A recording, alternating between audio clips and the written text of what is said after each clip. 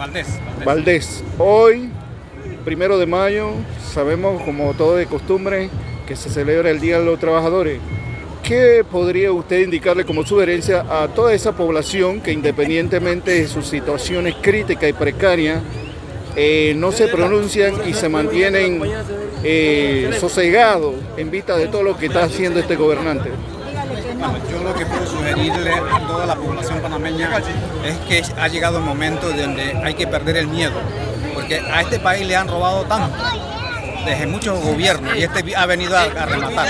Y yo siempre he dicho que le han robado tanto al país que nos han robado el miedo. Yo no entiendo por qué un panameño tenga que tener miedo si nos han robado hasta el miedo ya. Entonces hay que salir a luchar a la calle, hay que salir a luchar por lo nuestro, porque se han violado todos los derechos. Hoy que quieren arrebatar a Roinjo, quieren llevar la mina, quieren llevar embalse.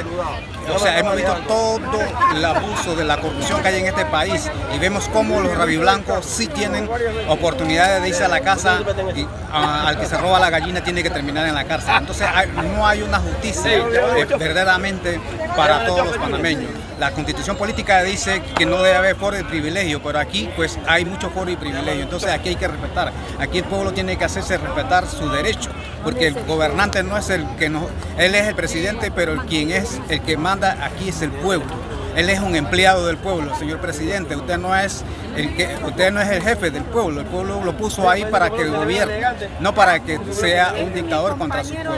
Porque el pueblo mismo lo puso, pero el mismo pueblo lo puede juzgar. Ok, listo.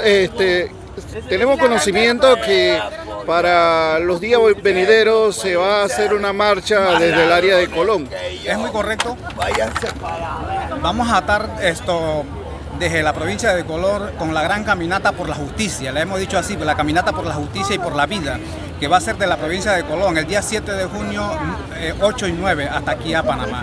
Invitamos a todas las organizaciones del país y de la provincia que se unan a esta lucha. Invitamos a las comarcas, a las provincias centrales, a todas aquellas organizaciones que nos acompañen, porque solo el pueblo defiende al pueblo.